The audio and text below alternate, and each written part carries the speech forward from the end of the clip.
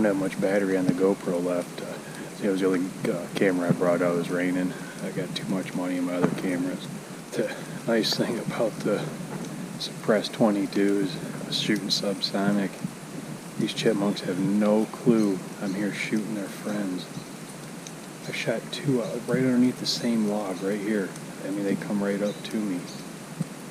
But I've seen a few more. I'm gonna put this GoPro away for a little bit and see if I can't get a couple more. I'm not too far from camp. If I can get a couple more, that's gonna be a good little meal.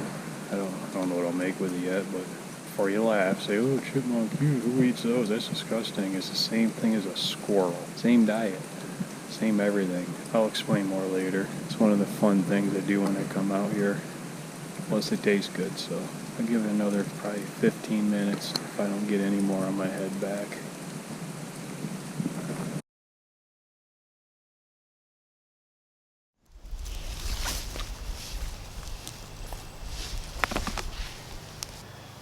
Come walking up to this area, there's a lot of down trees, little trees and stuff, and it just lit up. There was just chipmunks and red squirrels just barking everywhere. They do that as their warning sign to let people, but each other know that something dangerous is in the area.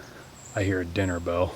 That's all I hear. One will start barking, you'll hear another one start to bark, and then I heard a red squirrel off in the distance. So they're all over through here. So what I'm gonna do is sit.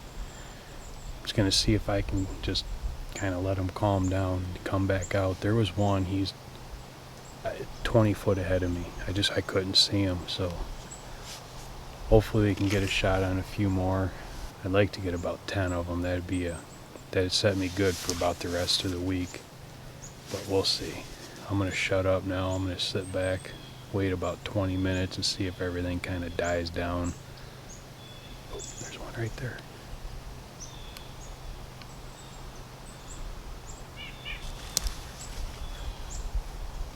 The spot I said, I just seen him run.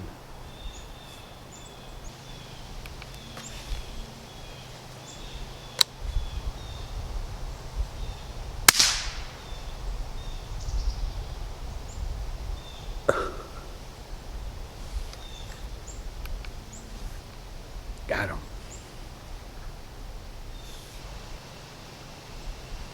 Alright, now I'm gonna shut up.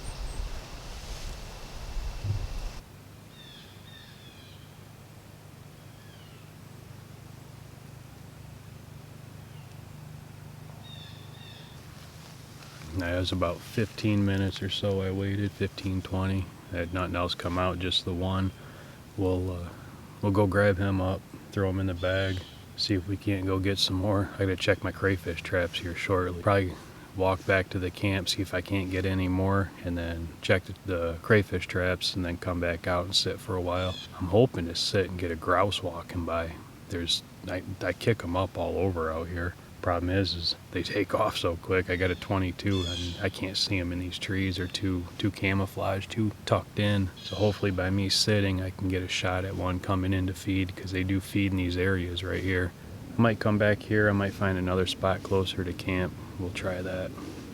Let's go get this guy.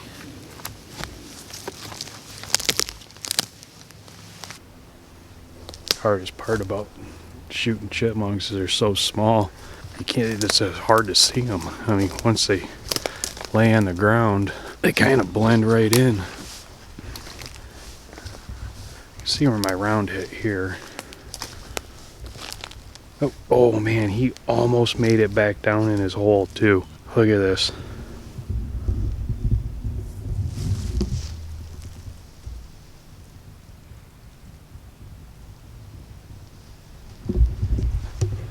That's part of the problem with shooting them too, because I mean, there's holes all over out here. I mean, I would love to see a 3D road map of their tunnel systems, because you can't go 10 feet without having another hole, because I mean, they live most of their life underground.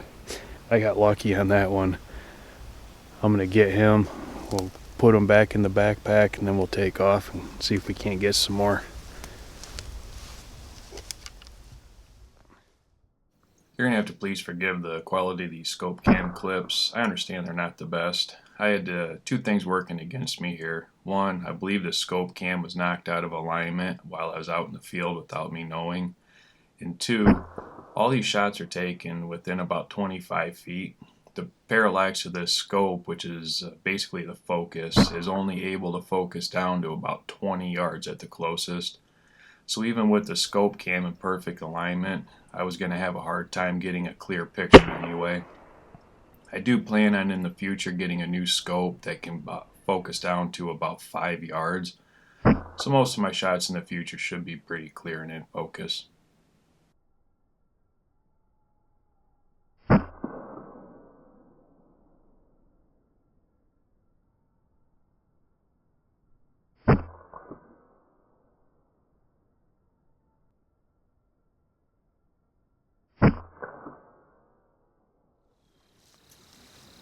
Alright, before it gets too dark, I'm going to show you how to do this real quick. Skinning a chipmunk's a little different than skinning like a regular squirrel.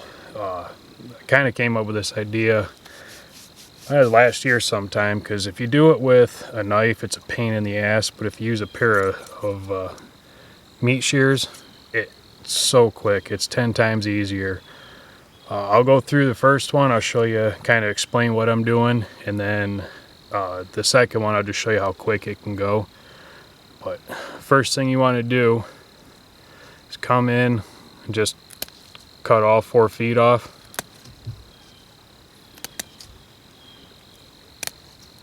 Cut the tail. This is where it gets a little gruesome, but it's got to be done.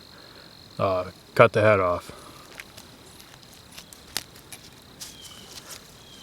You can take all that stuff, throw it out in the river. Oh. But now you got the body left, I guess. Where you cut the head off, that's where you don't want to take the scissors and just shove them straight in, because you don't want to poke the intestines. You want to come in into the chest cavity and start cutting, but you want the, get right there, you want the scissors, see if I can, see how the scissors are starting to poke up right there underneath the abdominal wall. You just want to keep it just riding up just like that. So that way it rides over top all the intestines, and you don't take a you don't have a chance of cutting into them. Wipe your scissors off. Now you got the body wide open. You can reach in, you can grab everything. Pull all the guts, throw them. Get everything out of the chest cavity, throw that. Now this is where, let's see if I can get it. You got the, there we go. You want to take and separate the fur from the skin or the meat. That's like the abdominal muscles right there. But just keep pulling them till you can get your thumb all the way through. So you got the meat on one side, fur on the other. Then you just grab the fur, just kind of gently pull. You're left with all meat. Sometimes if you don't cut down into it, you can go down in the pelvic bone, cut that area out, get all the entrails out. You're left with chipmunk meat. There's more meat on these things than people give them credit for. I mean, I get it. It's not a fox squirrel or something, but I mean, you shoot enough of them. I got, let's see, 1, 2, 3, 4, 5, 6 of them here. I think I got 3 more of them in the cooler. So yeah, I got 9 of them. 6 and 3. But this one, oh man, this guy, that's so cute. He's got acorns in each cheek. I almost feel bad about shooting him. That's stinking adorable. Alright, this one, I'm just going to go through and do it pretty quick. Not really explain what I'm doing, just to show you how quick it can go. You know, it was last year, a year before, I kept thinking, man, there's got to be a quicker way. I don't, like, it takes way too long with the knife. So I got to thinking, I was like, well, I got to cut the legs off. I can use a meat shear for that. Cut the tail off, can use a meat shear for that. It's like, well, I cut the head off, can use a meat shear for that. I was like, I mean, there's half the damn process right there. So I got to thinking, I was like, well, once the head's off, you already got a hole started. I said, just run the meat shears in and cut down. So I was, well, there's one way to find out. So next one I shot, I did it that way. And this works for like small type squirrels pretty good. Like red squirrels and chipmunks and stuff. I tried it on a black squirrel I shot. It didn't work all that good on a full-size squirrel. It's something about their furs, just, it doesn't pull as easy. I like using a tail pull method with them, but I put their tail in a vise. If you got a vise at home or around, and it holds them perfect. And there you go. 2 clean chipmunks. I'm going to clean these other guys. I'm going to get them in the stew. I'm going to slow cook them. I think I'm just going to put, if you slow cook them, you can pull all the bones out and get basically every bit of meat. I'll probably do that, and then I think I got a can of baked beans in there. I think I'm going to mix it in with the baked beans and kind of make a bean meat mixture. I don't know what the hell you'd call it, but figure I'll use up what I got. So I'm gonna get these guys done and then go get them in the stew.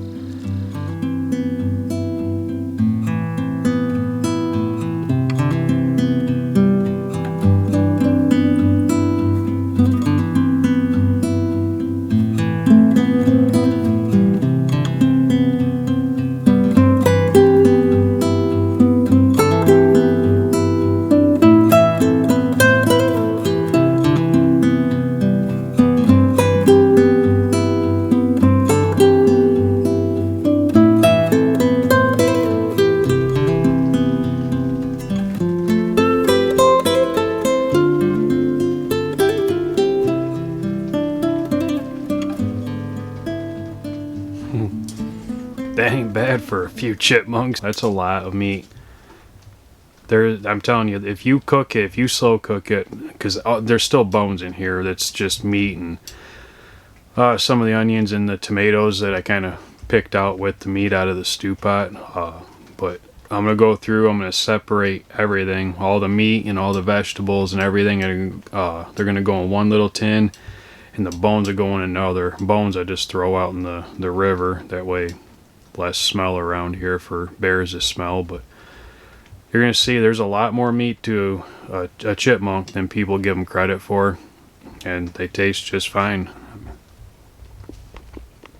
You would never in a million years know that that was any type of squirrel. There's no gamey flavor or nothing. And that's good. Alright, I gotta let this cool down because that's pretty hot. Once it's cooled down, I'm going to separate everything, and then I'll make up my dinner, and I'm going to bed because it's dark and it's late and I'm tired.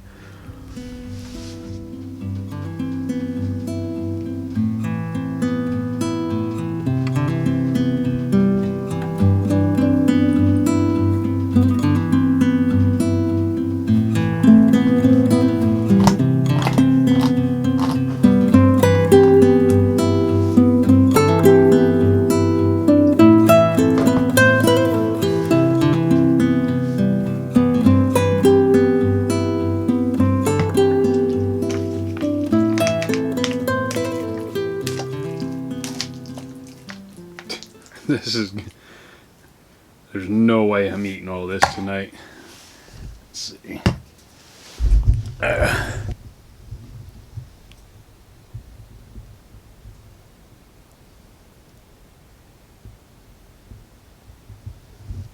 There's no way I'm finishing all that. I'll eat about half this. I gotta still cook it a little bit. I got an oven on my chimney for my stove. Don't really work good for an oven, but it works better for keeping the heat down and in, and what do you call it, like a spark arrestor, I guess. But it'll heat this up or warm it up, the baked beans and that. Well, I'm gonna throw that up there for a little bit, and then I'm gonna try this out and see how it tastes.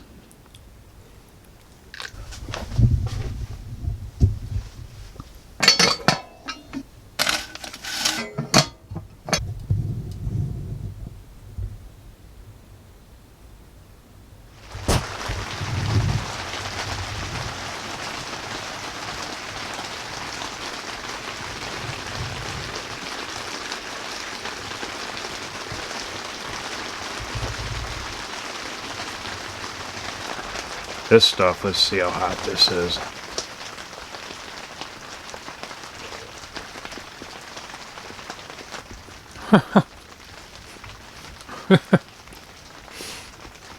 Man, this is a good combination. Baked beans and chipmunk. It's a little bit of work. I mean, getting the bones out, but like, what else am I gonna do? I'm sitting out here in the middle. That's what I come out here for, to get away, to shoot things and eat them. You know, what the hell? I missed a bone. That's to be expected. There's so many little ones, but this is probably the best thing I made so far. And I made a porcupine, pulled porcupine with coleslaw on top the other night. And this beats it. A porcupine, I love porcupine though. Oh. Another thing I did too, because I didn't use all the meat. There was so much meat in here. I put that back in the stew. Every time I come out, I make a stew, and you keep adding stuff. Started as porcupine stew. Now it's into chipmunk, and then whatever else I get tomorrow, and I'll just keep adding stuff to it, and it just gets better and better every day. I do that. I come up here trapping in the winter too, and I do that. It just stays on the stove, and I just keep cooking, and oh, I might be able to eat all this. Well, I'm gonna finish this because I am starving. I haven't ate all day. I guess if anything out of this, if you just at least try them once, maybe it's too much of a headache. I don't know. Like I said, I come out here. This is what I come out to do. I just shoot stuff and eat it. I mean, I enjoy it. I truly enjoy being out in the woods. I mean, I'm out here all alone, the middle of nowhere. The best way to put it, far enough away to where if I get hurt, I'm screwed. Not far enough away to where I can hear noises off in the distance. I'm out here by myself, just enjoying life. You know, it's come out, you shoot stuff, you take the time to prepare it, cook it. I think food tastes better if you put the effort, the time, the resources to go out, harvest your own food, come back and cook it yourself. I mean, don't get me wrong, I love going to a restaurant, getting a good steak and, lobster or whatever, but to me it's more rewarding if you do it yourself. Even if it tasted like shit, I would still rather do that than go buy food somewhere else. I try to, preach as much as I can about if you kill it, eat it. Chipmunk, they're completely edible. Porcupine, completely edible. There's a lot of things that your states tell you are a nuisance, a pest, kind of a problem, and people just automatically associate that with they're just junk, they're garbage. But there's so many invasive species, nuisance species, I guess we can call them, they're completely edible, and they're actually better than the things that we go after. I think porcupine's the best small game. Porcupine and beaver, two best small game for sure. I love squirrel though. I mean, any type of squirrel. You can cook it 10,000 different ways. It's you just got to take the time to do it. So maybe, I don't know, maybe if you're into the whole pesting thing or whatever, but maybe just try it. Try shooting something that you've never ate before and just give it a whirl. See how it does. You know, like I said, if you try it and you don't like it, you don't like it, you know it. But you might be throwing something away that you truly enjoy eating, and from now on, you know, if you try it, you like it, you won't do that no more. So, all right, I'm gonna finish this, probably all of it, because I'm fat and I'm hungry, and why not? I'm gonna finish it, I'm gonna clean up, and I'm gonna go to bed, because I have a feeling I'm gonna have to get up a few times a night. It's supposed to get cold, down into like 30s, I think. That keep that wood stove going. So, all right, enough of me jibber jabber, and I'm out of here. I'm gonna eat this and do what I gotta do.